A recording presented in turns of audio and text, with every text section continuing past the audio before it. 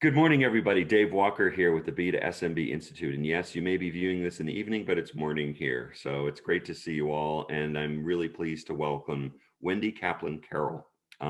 Wendy, good day. How are you? I am so excited to be here. Thank you so much. I am really honored to be part of this conference. I'm honored to know you and to be part of this community. So thank you Well, so much. much appreciated. And I think you are deserving of a lot of attention because of what you're building right now and how you've based it in a long history. Why don't you start off by just giving the 411 on you and of this business that you're Okay. creating? Awesome. So my business is called Square Biz, but well, before we start, I know are going to be looking at people's backgrounds, and I will tell you that I'm not going to win a prize for a fancy background. I'm essentially in the corner of my bedroom right now. That seemed to work the best. But I have been passionate about small business for a very long time. And I've been passionate about connecting brands to small business for a very long time. So I started out actually in radio. I started my early career, I worked in radio. And in radio, I got the chance to work with both B2C and B2B brands. And really, when those projects came along that were targeting B2SMB, I got really, really excited.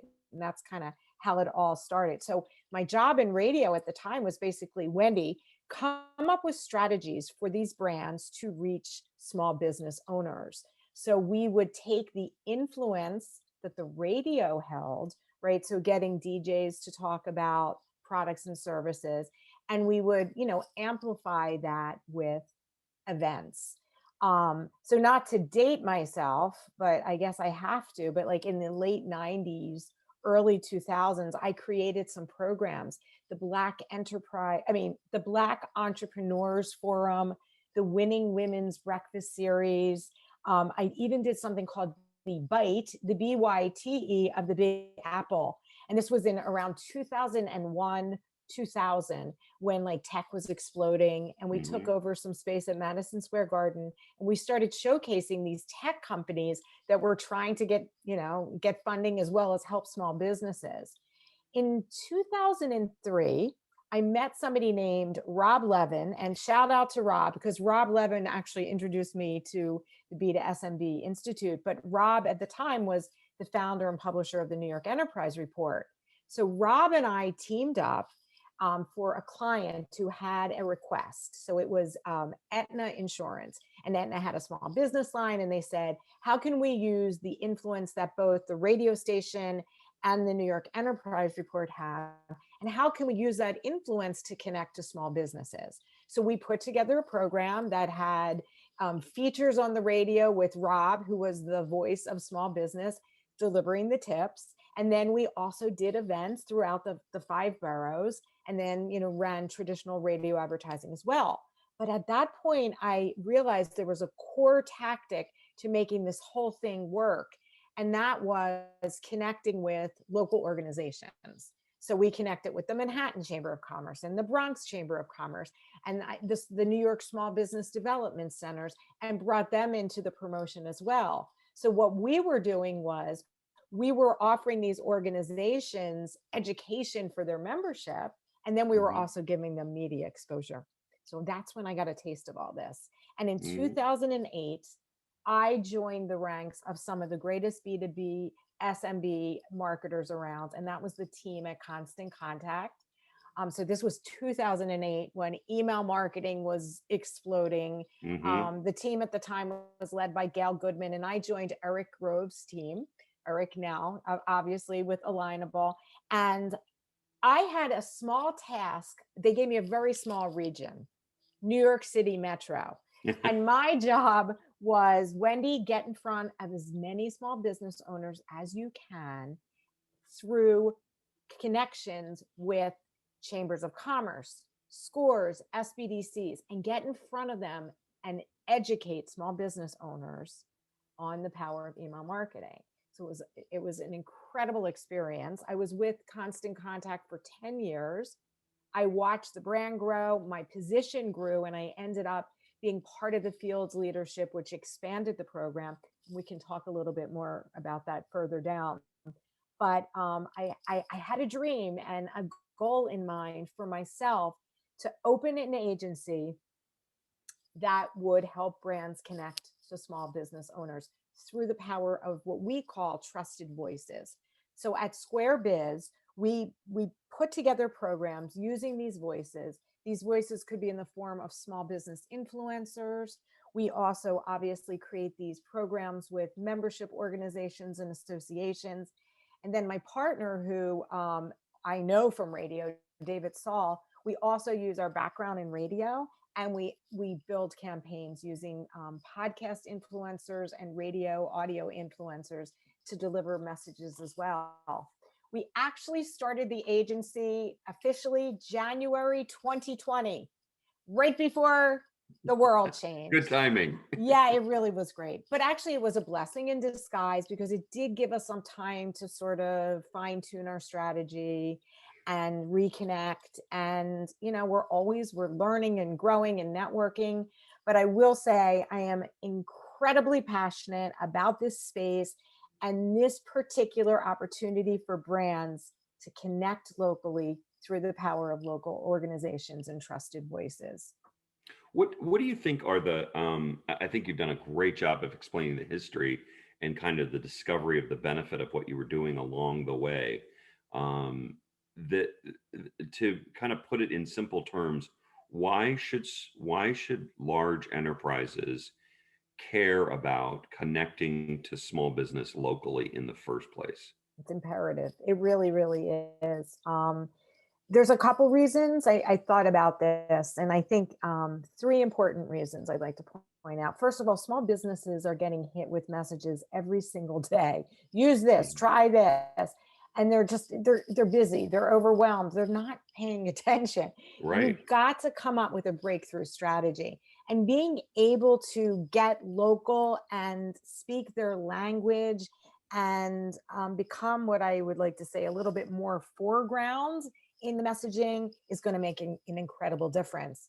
Secondly, small business owners, they make decisions based on what others in their networks are using, the success that others are having, they want to hear about and learn about.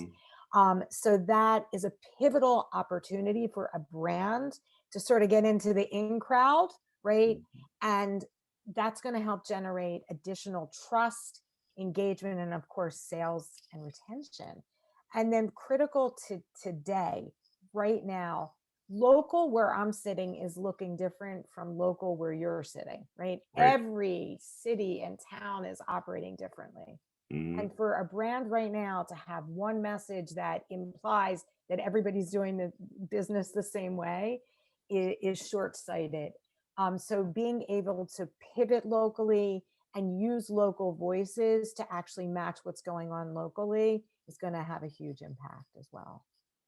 So, how do you respond to a member of the audience who may be thinking, "Okay, I get it, it's great, but how do I actually engage local businesses and their local associations? How do I engage that at scale?" Well, first of all, call me and I can help you out. But understand, I think it's really, really critically important that if you are going to do it, it's not just a media campaign, right? Okay, we're going to try it out for 6 weeks. This is a long term investment. Mhm. And you do have to test, there's trial and error.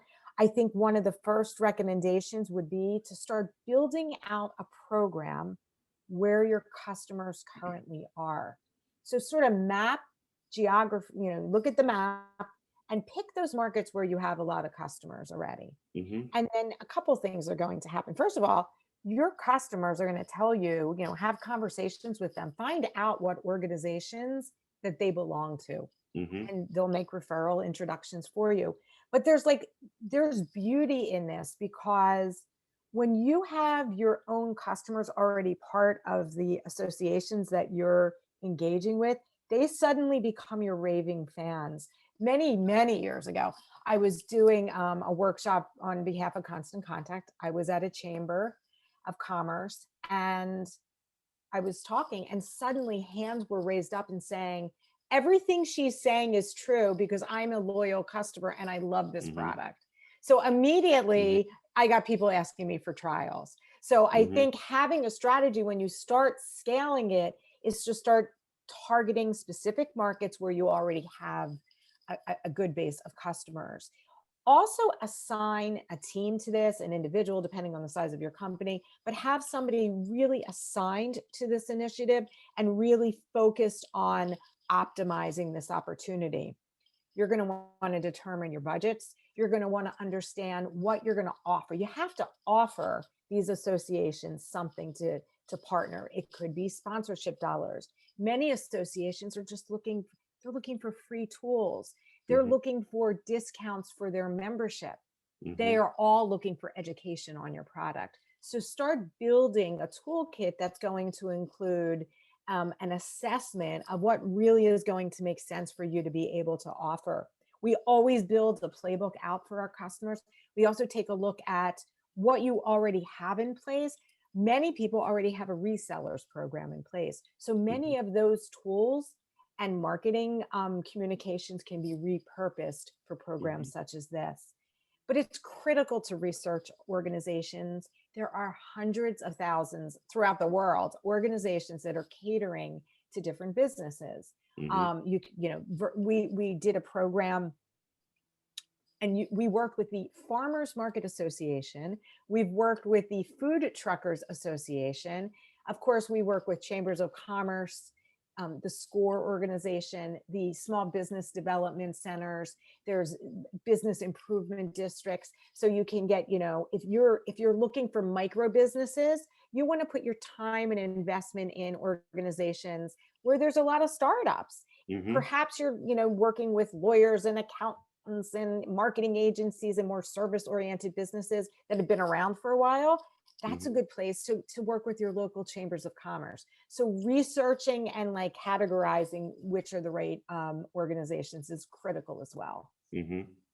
I will give you an example of somebody who I think there's a couple companies that I think do a very good job on a local basis that have kind of applied a lot of what you're saying. I'll call out Dell specifically. Dell has recognized that by at least at a state level, they get involved in as many different kind of vertical trade organizations as they can. So whether it's accountants or trial attorneys or architects or retailers, they basically have a team that just travels around and does speaking engagements and creates materials and in all just simply helps these associations add value to their membership, and it's enormously successful. It It really really kind of helps is. them identify the verticals where they have the most opportunity, and then of course, I would imagine you'd suggest that if you execute this at a local level and in one particular area or one particular city, it's incredibly successful. Well, take it to another city. Yeah. You've got your playbook, right? Yeah, absolutely. And then there's national organizations that have local chapters, local and regional chapters. Hmm. So many times, like really depending on the circumstances, you may just start at the local level with that local chapter.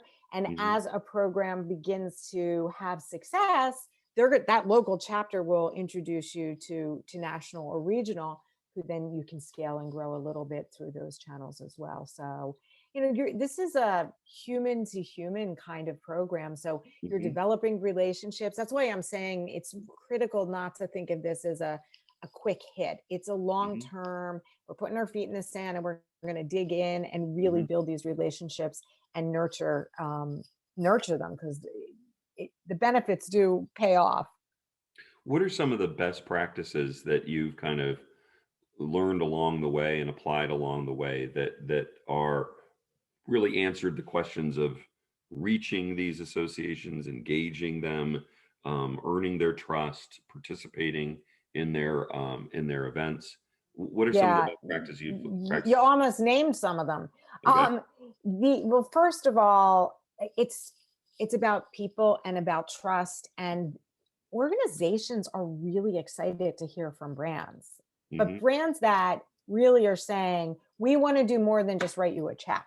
We want to get involved with your organization. And sometimes that really is hard to Mhm. scale. So how is Mhm. one marketing department sitting in, in New York City going to be able to have engagements throughout the country? Well, Mhm. that's when you may want to use the partnerships that you have out there with resellers. And I mean, and that's part of the, I think what was so successful with the Constant Contact program and how we were able to scale it. We used our resellers and our solution providers to help develop these and nurture these local relationships with all Mhm. of these organizations. Mhm. So some best practices really are, have a long-term plan, test with targeted markets like and organizations and see what's resonating and working, and listen to the feedback that they're giving. Let them help drive the program. Make sure, another tip, make sure that your program is flexible. Sometimes we get caught up in saying it has to be exactly like this. No, you have to allow the ability to, that's the beauty of this. It's local. We can Mhm. speak their language. So customize and make it easy for organizations to customize your partnership. Mhm. Whatever you're doing, keep the information simple, the details easy for them to understand. If you're sharing a co-marketing package with them, make it easy for them to get so that there's not a lot of whole back and forth, or else they're not gonna wanna, if it's too complicated, who has time, right? Make it Right. easy for them. Always be teaching. Always include educational pieces, webinars, give them articles. They will curate and send it out in their newsletters for you. They Mhm. want to educate their audiences and their memberships to be more successful. And I think something really, really important is make sure your entire sales organization is lined up and everybody's speaking the same language. This is a top of the funnel lead. It's going to come in warmer because they're going to have a connection with you, but make sure that sales is involved to be Mhm. able to nurture and close that sale. That's fantastic. And very well laid out. So what does SquareBiz exactly do then? So, Going so to just describe what you guys do. yeah, I mean, so it really all depends on what the client's goals are. What Mhm. we go in with is a promise to help them engage locally, deliver local opportunity, and build this network for them. Some of them, some of the folks that we talk to already have networks and are looking for us to enhance those networks with Mhm. perhaps those local influencers offering webinars and offering that radio and podcast Mhm. overlay. We recently worked with a client, a very large brand in the payment service business, and they're just beta testing this membership organization strategy. So we were able to identify, we built an entire playbook for them. We identified organizations, we contacted those organizations on their behalf, we procured sponsorships for them, we laid out a membership referral program for them to offer these membership organizations. And now we're laying in webinars and the ability to scale this throughout other organizations. So that's really very Mhm. exciting for us. We're also working currently with which sounds funny, but we're working with a large liquor brand that said that we started talking to, and we discovered that their customer are on-premise accounts, restaurants and bars that are really struggling, small businesses that are struggling. So Hmm. they have an incredible resource of experts and webinars and just all kinds of stuff to help these businesses stay in business. So what we're doing for them is we're going the podcast route for them. So right now we identified podcasts that actually are directed to bartenders and bar owners and restaurant owners.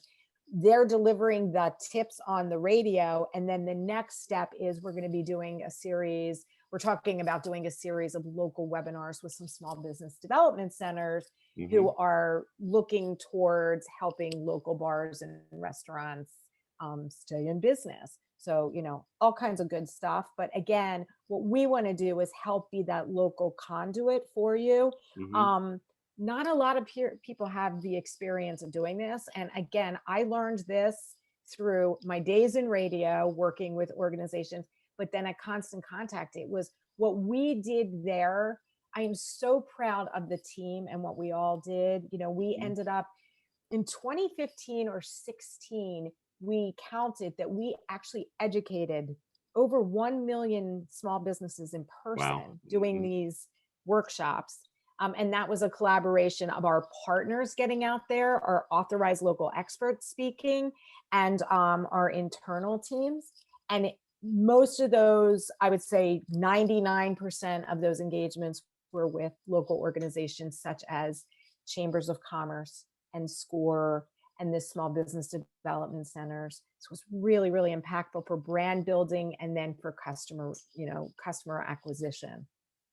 Well, we have all your contact information, so if anyone in the audience is interested in contacting you, they'll have all that. Um, I can't imagine that a marketer listening to this in the B2 SMB space is not going to at least be very intrigued and want to learn more. I think that near the beginning you said, kind of in the context of now more than ever, with such an uneven economic recovery, and it's so kind of locally isolated to whatever your current state of COVID is, whatever your current state of economic opening is. There's so many variations that are going on across 36,000 zip codes that you got to start thinking in terms of your local pursuit of recovery across the nation. There's no doubt about Yeah, it. 100%. And these organizations, they really need our help. They Great point. themselves, I mean, they have salaried employees. Hmm. They're not all volunteers, and they need sponsorship dollars. They need brands to commit to be able to come in and help them offer education, because Hmm. then they can put a, they could put a fee on a webinar and make some money, right? But it's Right. your content they're teaching. And, most importantly, they want to be able to offer tools that are going to help their members stay in business so they don't lose their members. And it's all about helping the community rebuild. So right Mhm. now, brands, it's really important to engage. Something really also just to understand, and I highly recommend this. But if you're a brand and you're not a member of at least one chamber of commerce, or if you haven't engaged as a small business brand with any sort of small business organization, do so today, because Mhm. it's going to really give you the opportunity to really hear what's going on, Right. really understand from direct from the small business owner what's happening, what's going on, and how you as a brand can help. That's a great bit of advice. Hey, Wendy, thank you for doing this. I really appreciate it. We love introducing kind of new capabilities to our audience, and you certainly represent that. Well, thank Um, you. and for you, it's not new. You've been obviously doing this for a long time, but the discovery that someone is actually making this a specialty, I think, again a terrific insight for our audience. So much appreciated. Thanks very much for doing this, and look forward to working with you in the future. Thank you so much.